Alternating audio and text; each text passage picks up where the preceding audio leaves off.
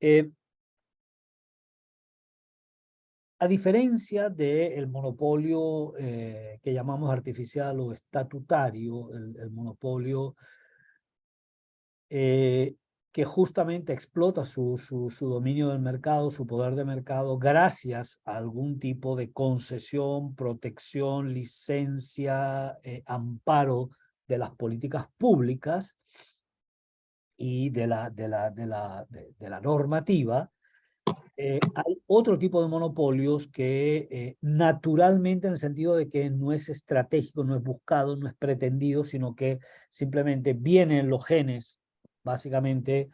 en los genes de la tecnología, de la relación entre insumos y productos, que tiene unas escalas que le permiten cada vez ser más eficiente y con esas ganancias de eficiencia permitirse precios más bajos, que son a su vez precios muy estresados para aquellas empresas que no tienen esa capacidad de innovación, que no disfrutan del uso de esa tecnología o de acceso a esa función de producción que permite una reducción sustantiva de costos. Eso es lo que llamamos el monopolio natural, que es simplemente aquella firma que comienza a disfrutar por innovación, por otras circunstancias que vamos a aclarar hoy, comienza a disfrutar de economías de escala, entendidas estas como ahorro de costos o reducción de costos vinculados a volúmenes crecientes de producción. Cuanto más produzco, unitariamente me cuesta menos producir esas unidades. Y a estas economías de escala se le suman, pues, potencialmente se le pueden sumar las llamadas scope economy, economías de alcance o economías de enfoque. Y que en muy pocas palabras representan también ahorro de costos, reducción de gastos unitarios, pero ahora no producto de la función de producción per se, como de la estructura propia de la firma, que la convierte en una firma normalmente multiproducto, es decir, que tiene una parrilla de productos que comparte ciertas actividades transversales, ciertos costos fijos comunes a todas esas líneas de producción y que puede distribuir por prorrateo entre dichas líneas de producción, de tal manera que producir dentro de una misma empresa varias líneas de producción resulta ser menos costoso que producir separadamente uno a uno en empresas distintas cada una de esas esa producción. Entonces, bien por economías de escala, bien por economías de enfoque, hay situaciones que terminan siendo de dominio de mercado, que terminan dejando una o muy pocas firmas en ese mercado, que para nada dependen, para nada son adictas a la protección pública. Es decir, no requieres de una patente de industria y comercio, no requieres de un derecho de propiedad intelectual, no requieres de la concesión en exclusividad de una cierta actividad, sino que simplemente espontáneamente, repito, por el diseño estructural de la firma, organizacional, etcétera, en el caso multiproducto, o por una función de producción que incluso de manera no pretendida disfruta de rendimientos crecientes a escala, constituyen, digamos, esa figura distinta, esa figura que es incompatible con la competencia perfecta, pero que puede ser altamente eficiente, como es el llamado monopolio natural o monopolio tecnológico. ¿Okay? Entonces, claro, es distinto el origen, la palanca que se utiliza para esa reducción de costos y que depende en gran medida de que la firma sea monoproductora o multiproductora, que tenga una gama variada, diversificada de productos, o esté muy concentrada en el límite en un solo producto. Y por supuesto, en un caso, repito, está en esa relación incrementales en los insumos utilizados y el output final alcanzado versus lo que es una estructura una firma que se organiza, que ve las adyacencias, que ve las vecindades de mercados y que avanza en el abastecimiento de esos mercados interconectados o no, desde el lado de la demanda, pero desde luego conectados, conexos, estructurados como un ecosistema desde el lado de la firma. Y por supuesto, nada descarta la posibilidad de que se disfruten simultáneamente de ambos tipos de ahorro de costos, es decir, derivados de escalas de producción, línea a línea de productos y derivados a su vez también de poder compartir gastos comunes y por tanto de poder disfrutar de esas llamadas scope o economías de scope economy o economías de enfoque. Y digamos, finalizando con esta pequeña introducción a economías de escala y economías de enfoque, y por supuesto después iremos a la comparación entre qué puede ofrecer una estructura de mercado de competencia perfecta versus la del monopolio natural. Decimos que en esta introducción, incluso aunque entonces el monopolio natural afirma que es más eficiente, fijar un precio por sobre el ingreso marginal, es decir, que explotara su condición de única oferente en ese mercado, podría ser, incluso en ese caso, podría ser desde el punto de vista social mucho más eficiente que en contraste una estructura de mercado de competencia o muy atomizada o de una competencia muy intensa. Por supuesto, las economías de escala son un fenómeno en todo momento y lugar acotado a ciertos rangos de producción, acotado a cierto tiempo, digamos, de vida y evolución de la firma, y por supuesto ese monopolio natural deja de serlo en la medida y comienza, digamos, a observar perforaciones en esa muralla, en ese recinto protegido de la competencia, en la medida en que se suceda o desde las economías de escala se pase a las deseconomías de escala. Simplemente lo vamos a ver gráficamente, pero desde el punto de vista, a ver, desde el punto de vista, digamos, de la estructura de costos, pues bueno, típicamente la estructura de costos en una trayectoria bien amplia de producción pasa por una fase de costos decrecientes o de rendimientos crecientes a escala, llega a mínimos de máxima eficiencia, pero llega un tamaño de la firma,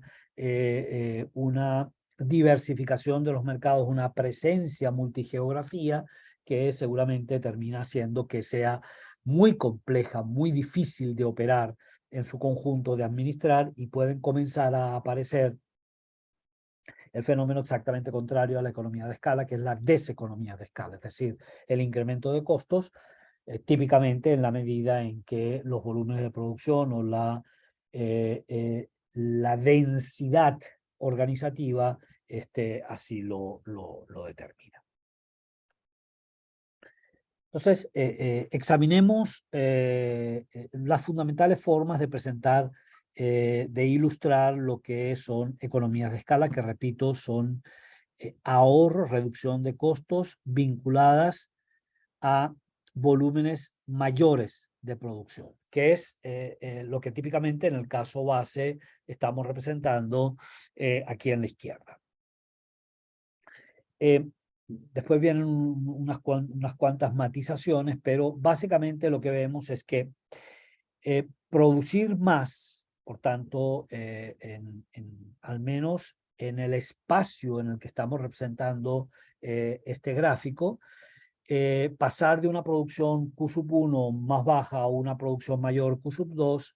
hace experimentar a la firma una reducción de los costos medios unitarios, es decir, del costo promedio que tiene ese volumen Q1 desde un CM1 mayor a el CM2, al costo medio o costo promedio, asociado a volumen 2. Y por tanto, básicamente lo que estamos diciendo es que desde el punto de vista de la función de producción, esa función de producción en ese tramo experimenta rendimientos crecientes a escala, es decir, cada vez una cantidad incremental constante de insumos proporciona expansiones más que proporcionales en el volumen de producto final alcanzado, lo cual supone normalmente que es la combinación de reducciones en el costo fijo, es decir, cada vez pesan menos esos gastos eventualmente iniciales, fijos, independientes del volumen de producción que tenemos que generar, y la variación, digamos, de los costos totales. Es decir, en ese tramo la curva de costo total es estrictamente cóncava con respecto al origen, el costo marginal, por tanto, es decreciente y cada unidad adicional producida representa un incremental en costos cada vez más bajo. ¿Okay? Fíjense, aquí hemos anotado digamos, le damos un detalle particular, una cierta especificación a esta curva. Hemos denominado, y fíjense que hemos dejado de dibujar la estructura de costos más allá o a la izquierda de un Q mínimo. Es decir, hay un volumen de producción mínimo indispensable a partir del cual se hace viable la tecnología, que es el fenómeno que vamos a explicar un poquito mejor, de la indivisibilidad. Hay una escala mínima de operación. Yo no puedo en ningún comercio de hamburguesas rápidas, piensen ustedes en los Aritos o no, donde sea viable financieramente, incluso desde el punto de vista hasta tecnológico, producir un mínimo número de hamburguesas. O sea, a partir de un cierto número de hamburguesas en ese local y para esos hornos, para esa freidora, etcétera, etcétera, tiene sentido producirla. No se puede producir acero de alto tenor, una sola tonelada de acero de alto tenor, sino que digamos, el arrancar un alto horno implica que como mínimo se va a producir en esa hornada 100 toneladas métricas de acero. Entonces, hay una indivisibilidad, hay una incapacidad, digamos, o una ausencia de continuidad desde escalas mínimas hasta escalas máximas en un buen número de actividades, no en todas, desde luego. A ver, qué sé yo, una consulta económica se puede hacer para una persona, para un auditorium, para una firma, para 20 firmas, para un país. Y puede ser de uno a uno a eso, a un colectivo. Pero hay otros procesos de producción que efectivamente están sujetos a mínimos indispensables a escala mínima de operación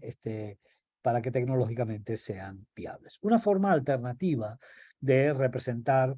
las economías de escala es la que tenemos a la derecha, es decir, este llamado caso alternativo, donde fundamentalmente los costos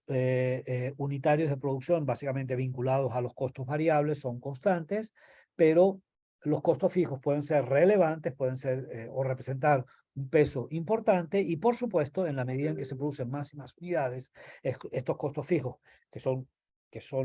altos, no, se distribuyen entre volúmenes de producción, entre unidades cada vez mayores, y por tanto el peso que representa el costo medio total de ese costo fijo medio comienza a aliviarse, y eso hace que en general el costo medio pueda acompañar esa reducción del costo fijo medio, hasta que el costo medio, pues por supuesto, en la medida que el costo fijo medio tiende a infinito, es decir, los volúmenes son muy importantes y por tanto la cuota parte que representa ese costo fijo en cada unidad producida se reduce al límite a cero, hará que el costo medio experimente o converja al costo marginal, y por tanto pasen a prevalecer los rendimientos constantes a escala. Pero de nuevo, en este tramo operan una forma muy sencilla y que además es altamente utilizada. digamos, en los textos de microeconomía intermedia y avanzada es justamente representarlo en forma de costos marginales constantes y costos fijos que cada vez decaen. Entonces, a ver, aquí estamos hablando de, repito, disfrute de reducción de costos asociados a los volúmenes de producción y por tanto podemos definirlo para diferenciarlo de la próxima lámina como economías que son internas, ahorro de costos que dependen de variables que están bajo el control de la firma, ¿de acuerdo? Es decir, están dentro del panel de control, dentro del panel de mandos, el que yo opere una válvula u otra, un cierto manómetro u otro, para que efectivamente aproveche o no esos ahorros de costos. Entonces, son ahorros de costos que dependen de decisiones de la propia firma y que están vinculados a los volúmenes de producción generados. ¿Okay? Y repito, eso derivado de ciertas indivisibilidades que hacen que solamente sea posible a partir de un mínimo en la producción con esa tecnología y por supuesto de todas las ventajas que la especialización, la división del trabajo, las inversiones idiosincráticas pueden traer de la mano. Y básicamente pues es una relación es una relación particular entre insumos y productos. A diferencia de este tipo de ahorro de costos que son, aquí lo llamamos economías de escala internas a la firma, tenemos una tercera fuente, una tercera posibilidad de disfrutar de reducción de costos asociado a volúmenes de producción, pero en este caso el locus de control está fuera de la firma, por llamarlo de alguna manera. Algo así como la cristiana, bueno, la cristiana percepción de que, bueno, todo está escrito en el libro de Dios y, bueno, haga yo lo que haga, mi destino está escrito. Hay como una especie de fatalidad que viene de los griegos en cuanto al destino de cada hombre. Bueno, en este caso el locus está fuera de la firma no controla el que se aprovechen o que se sufran, porque puede ser el fenómeno contrario de deseconomías de escala. Y son, repito, son ahorro de costos que dependen de una variable distinta a aquellas que controla la firma, pero que están vinculadas al tamaño de la industria. Son internas a la industria, pero son externas a la firma. ¿Okay? Y fundamentalmente estamos hablando de un fenómeno, desde el punto de vista gráfico, lo podríamos representar de manera, parece más complejo de lo que realmente es. Imaginémonos una empresa dentro de un universo de empresas que producen un bien homogéneo, que por tanto están en la misma industria, y que inicialmente tiene una estructura de costos medios de largo plazo constantes. Recordemos, en este caso entonces, los costos medios son iguales a los costos marginales, L, o sea, de largo plazo, para la empresa iésima en el caso inicial 1 o en el momento 1. Y aquí simplemente como referencia hemos dibujado los costos medios de corto plazo, es decir, asociados a distintos tamaños de planta que van desde tamaños de planta pocket, más pequeñitos, a mayores tamaños de planta. Pero todos ellos, aquí de hecho no hay un tamaño óptimo de planta porque se experimentan idénticos mínimos costos con cada una de las plantas más pequeñas o más grandes que puedan ser instaladas.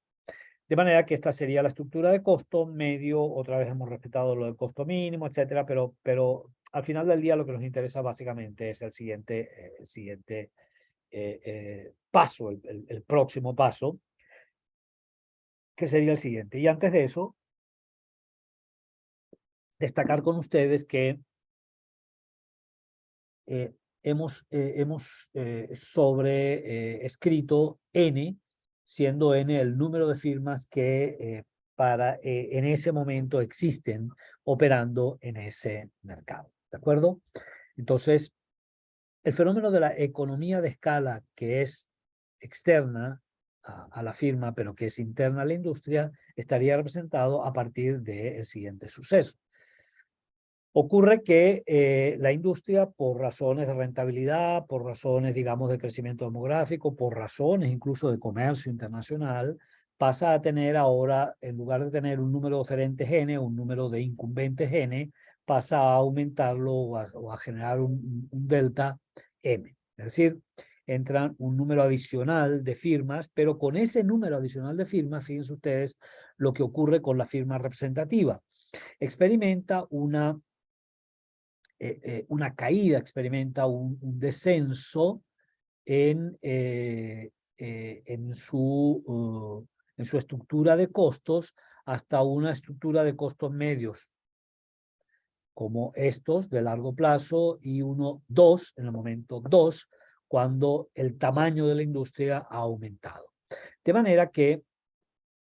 digamos, el equilibrio inicial, que representaba un volumen Q1 de producción, que sería el Q óptimo para ese tamaño de la industria, pasa a ser un Q óptimo de menores costos de producción, es decir, aprovechando reducción de costos, y que pasaría no solamente a ser Q2, sino también a disfrutar de unos costos de producción más livianos, más eficientes, más bajos. Lo cual haría que en el momento 1, para el número de firmas de la industria, o para un tamaño de la industria N, este sería el equilibrio de largo plazo. Para un tamaño de la industria N más M, ahora sería un Q2. Por tanto, yo puedo tener una historia, una trayectoria, o hacer un constructio de distintos equilibrios producidos a partir de distintos tamaños de la industria, que hace que la empresa representativa experimente curvas de oferta con pendiente negativa, a pesar, ojo, de que la función de producción experimenta rendimientos constantes a escala, y que en el agregado, si eso es un fenómeno, digamos, que atañe a todo el universo de empresas de la industria, tendríamos una función de oferta SJ para la industria J-ésima, para la industria J, con pendiente negativa. Ojo, la pendiente negativa puede derivar directamente de costos marginales para la firma representativa decrecientes, o puede derivar de este ahorro, de esta reducción de costos asociada, digamos, no al performance de la firma, pero sí al performance de la industria. ¿De acuerdo? Entonces, es otra fuente de generación de las economías de escala. Y algunos ejemplos de ellos, bueno, típicamente economías de aglomeración. Podemos desarrollar un caso de uso, por ejemplo, en todo el desarrollo en los 60, 70, 80, hasta los 90, del llamado complejo de industrias básicas de Guayana, donde, bueno, comenzaste con Sidó, pero después fuiste pegando proyectos de inversión pública. A Sidor se le sumó, o previamente estaba Ferrominería del Orinoco, Sidor, posteriormente las industrias básicas del aluminio, con toda la cadena, aguas arriba, aguas abajo, etcétera, que fue conformando y fue propiciando lo que llaman economías de aglomeración, es decir, el hecho de que te focalizas en un cierto polo de desarrollo, un cierto polo industrial, alrededor del cual comienza a fluir la mano de obra, que se está abaratando, comienza a ser viable inversiones en vialidad, en electricidad, etcétera, etcétera. Comienzas a tener colegios universitarios o tecnológicos, comienzas a tener empresas de servicios que han visto la oportunidad de tener escalas suficientes como para, por ejemplo, generar oferta de servicios en control de calidad de materiales, etcétera, etcétera, que hace que al final del día, de nuevo, ese polo de atracción, ese imán, termine generándote un conjunto de actividades alrededor y de facilidades productivas alrededor, que de nuevo es una cara del prisma de la indivisibilidad. Y repito, eso más efecto del conjunto de actividades productivas desarrolladas en un cierto espacio geográfico, que de una en particular, o de la función de producción, de manera que eventualmente, seguro que sí,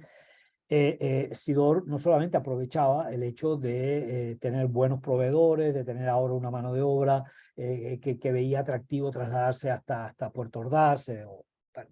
hasta Ciudad Guayana. Normalmente la mano de obra se traslada a San Félix. Y por tanto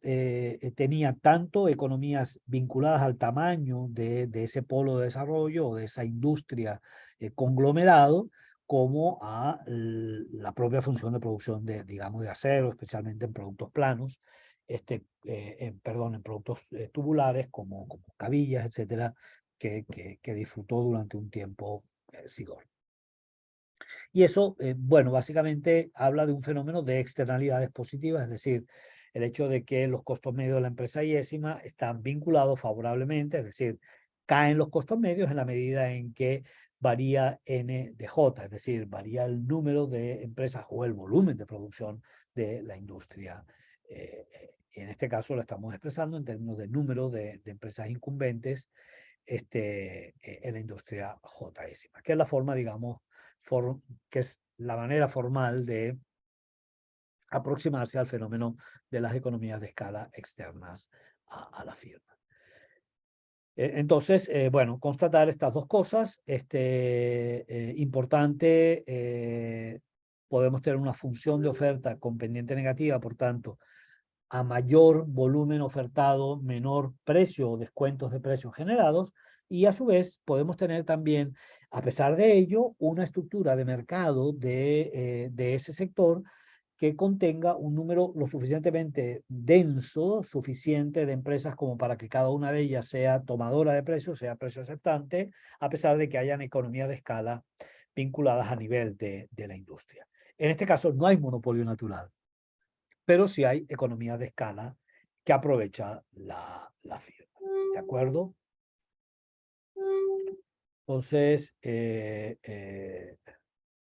muy bien, vamos